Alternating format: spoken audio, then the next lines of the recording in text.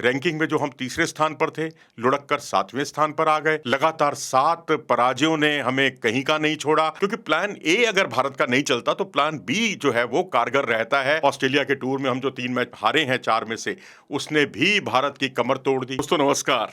आज चर्चा हम करेंगे हॉकी की। जी हाँ, अपना एक ऐसा खेल जिसमें भारत गर्व करता रहा है। इस खेल पर स्वर्णिम अतीत रहा है और 41 साल के बाद भारत ने जो 2 ओलंपिक मेडल जीते बैक टू बैक, उससे भारत की उम्मीदें और ज्यादा जग गई हैं।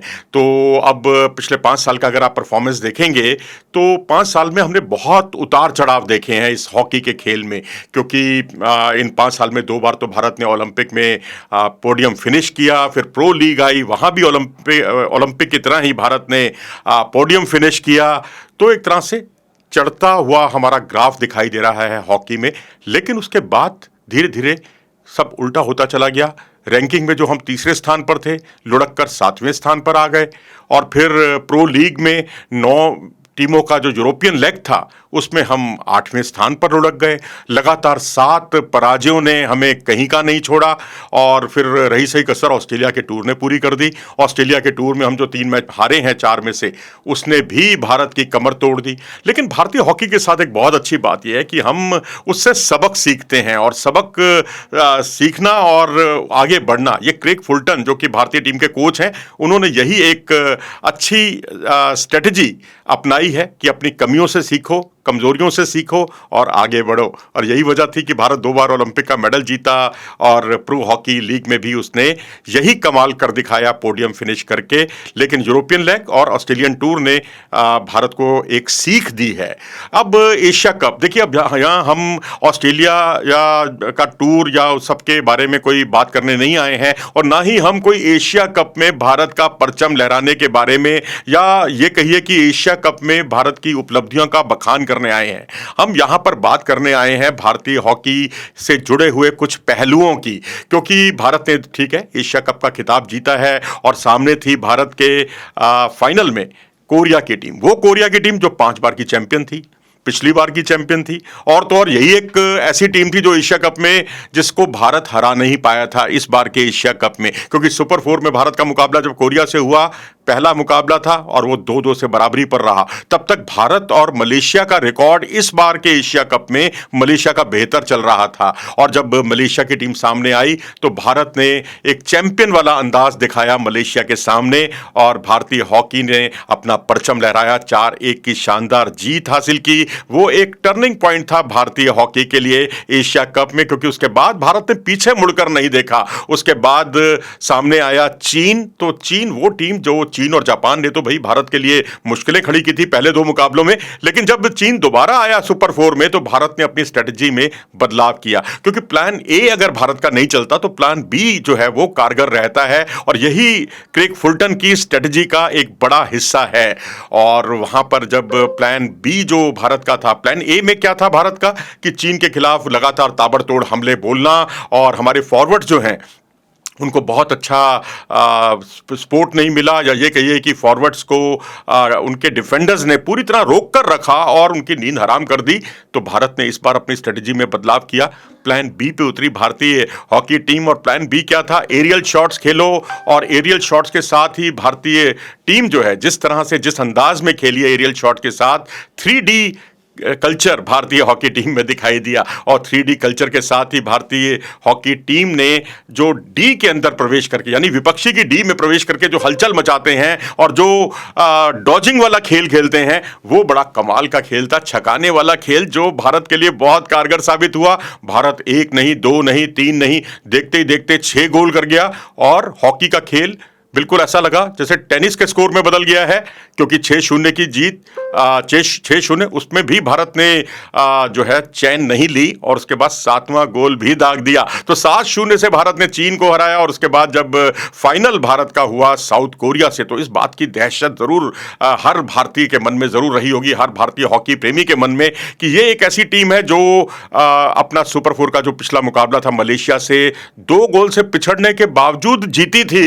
जी हाँ, कोरिया पिछड़ने के बाद वापसी करने में और तेज तर्रार हॉकी खेलने के लिए जानी जाती है, और वही कुछ उसने कमाल किया था मलेशिया के खिलाफ। और भारतीय हॉकी टीम जब उसके सामने आई तो भारत ने यहाँ झंडे गाड़ दिए। हर क्वार्टर में भारत ने गोल किया, पहले क्वार्टर में, दूसरा, तीसरा, चौथा, और देखते देखते हम 4-0 से आगे हो गए। वो तो ठीक है, एक आखिरी क्वार्टर में हमने पेनल्टी कॉर्नर कंसीड किया और पेनल्टी कॉर्नर पर गोल करने में कामयाब रही चीन की टीम, और आखिरकार 4-1 का स्कोर भी बुरा नहीं है। ये साउथ कोरिया की बात कर रहे हैं हम, क्योंकि ये पहले तो चीन को हमने हराया था 7-0 से, और इस बार कोरिया को हमने जो है 4-1 से पराजित किया, और वो भी तेज तरार खेलने वाली कोरिया की टीम को। तो कोरिया को हराया 4-1 से, पिछली चैंपियन को हराया, 5 बार की चैंपियन को हराया, चौथी बार भारत चैंपियन बना। और इससे इन सबसे बड़ी बात यह है कि भारत जो है वर्ल्ड कप हॉकी के लिए क्वालिफाई करने में कामयाब हो गया। जी हाँ, वर्ल्ड कप हॉकी, हम आपको याद दिला दें कि ये इसका आयोजन जो है बेल्जियम में होना है, नीदरलैंड में होना है। बेल्जियम और नीदरलैंड इसकी संयुक्त मेजबानी कर रहे हैं, दोनों मिलकर इसको आयोजित कर रहे हैं। और वहां पर भारत ने जो प्रवेश किया, भारत के ऊपर से मानसिक द्वंद्व जो है हर तरह का, वो खत्म हो गया है। और अब भारत बहुत ही, जिसे कहते हैं, खुलकर प्रैक्टिस करेगा वर्ल्ड कप की। और हम उम्मीद करेंगे कि जो काम 1975 के बाद से नहीं हुआ, हम कोई मेडल नहीं जीत पाए हैं। 75 में हमने कुआलालंपुर में वर्ल्ड कप हॉकी का खिताब जीता था, अशोक ध्यानचंद के गोल से, जब भारतीय टीम ने पाकिस्तान को शिकस्त दी थी और भारत चैंपियन बना था, वर्ल्ड चैंपियन। उसके बाद से भारत का कोई मेडल नहीं आया है। तो उम्मीद करना ही चाहिए कि अब लंबे समय के अंतराल के बाद, तकरीबन 50 साल के बाद, जो है भारतीय टीम मेडल जरूर जीतेगी, और वो कॉन्फिडेंस आया है। और आप देखिए 39 गोल भारत ने किए हैं इस टूर्नामेंट में। एशिया कप में 39 गोल भारत ने किए, 9 गोल भारत के खिलाफ हुए हैं, और आखिरी 3 मैचों में तो भारत ने 15 गोल दाग दिए हैं। अब मैं इसमें उस क्रेडिट को नहीं ले रहा कि हमने कजाकिस्तान को 15-0 से हराया। भाई, कजाकिस्तान की टीम भी तो बहुत निचले पायदान की टीम थी, क्योंकि उसकी रैंकिंग अगर आप देखें, 88वें रैंक की टीम के खिलाफ अगर आप 15-0 से उन्हें हराते हैं तो उसका कोई बहुत ज़्यादा मतलब नहीं है। लेकिन अच्छी बात है कि मलेशिया 12वें नंबर की टीम और साउथ कोरिया 13वें नंबर की टीम, इनको भी भारत ने शिकस्त दी है। तो ये अपने आप में काबिले तारीफ। और जिस तरह से अभिषेक चमके इस टूर्नामेंट में, अभिषेक ने जो जिसे कहते हैं, जैसे ऑस्ट्रेलिया के खिलाफ ओलंपिक में गोल्ड किया था, उसी अंदाज में यहां भी वो गोल करते हुए दिखाई दिए, उसी तरह के प्रयास करते हुए दिखाई दिए।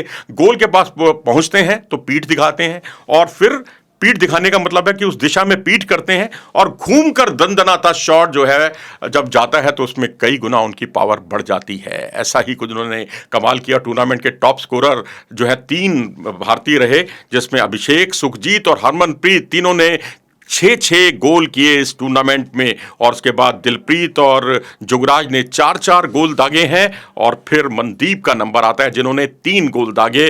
फिर शिलानंद लाकड़ा जो एक मैच के प्लेयर ऑफ द मैच भी रह चुके हैं, और साथ ही अमित रोहिदास, इन्होंने भी 2-2 गोल दागे। और फिर उसके बाद राजकुमार राय, विवेक प्रसाद, संजय, हार्दिक, मनप्रीत और राजेंद्र ने 1-1 गोल दागे। यानी 14 खिलाड़ियों ने कुल मिलाकर यहां गोल किए हैं। तो कई ऐसे पहलू उभर कर सामने आए पेनल्टी कॉर्नर में, जहां भारत ने एक इनडायरेक्ट फॉर्मेशन अपनाने की कोशिश की, और अमित रोहिदास ने जिस तरह से आखिरी मैच में गोल किया पेनल्टी कॉर्नर पर सीधे हिट पर, तो इसका मतलब है कि भारत के पास अभी काफ़ी कुछ है।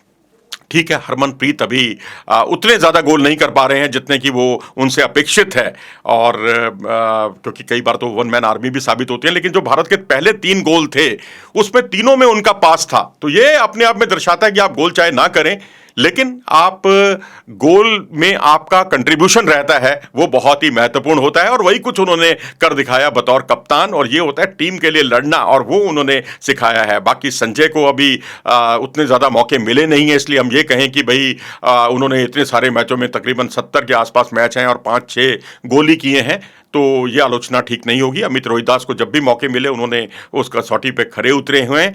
और वहीं जुगराज को थोड़ा सा ध्यान देना होगा वेरिएशन पर, क्योंकि मारक क्षमता की उनमें कोई कमी नहीं है, अच्छी खासी मारक क्षमता है, लेकिन वो कहीं ना कहीं चूक जाते हैं जब कोई वेरिएशन लेनी होती है, विविधता का परिचय देना होता है, वहाँ वो चूक जाते हैं। और भारतीय खिलाड़ियों ने अपनी कमजोरियों से सबक सीखा है, ये और भी अच्छा साइन है, क्योंकि जिस तरह से शुरुआती मैचों में हमारी रक्षा पंक्ति जो है वो पेनल्टी कॉर्नर के मौके कंसीड कर रही थी, यानी अपोनेंट टीम को पेनल्टी कॉर्नर के मौके ज्यादा से ज्यादा मिल रहे थे, उसको उन्होंने उस पर बहुत ज्यादा नियंत्रण किया, अपनी कमजोरियों से सबक सीखा। यही भारतीय हॉकी टीम की विशेषता है और उम्मीद करनी चाहिए कि क्रेग फुलटन की अगुवाई में टीम ने जो काम ओलंपिक में लगातार 2 बार टोक्यो में और पेरिस में कर दिखाया है, उसे ही वो वर्ल्ड कप हॉकी में भी करके दिखाएंगे और लंबे समय का सूना जो है, जो वर्ल्ड चैंपियनशिप में दिखाई दे रहा है भारत के लिए वर्ल्ड कप में, उसको जरूर खत्म करेंगे। ओलंपिक में 41 साल का सूना हमने खत्म किया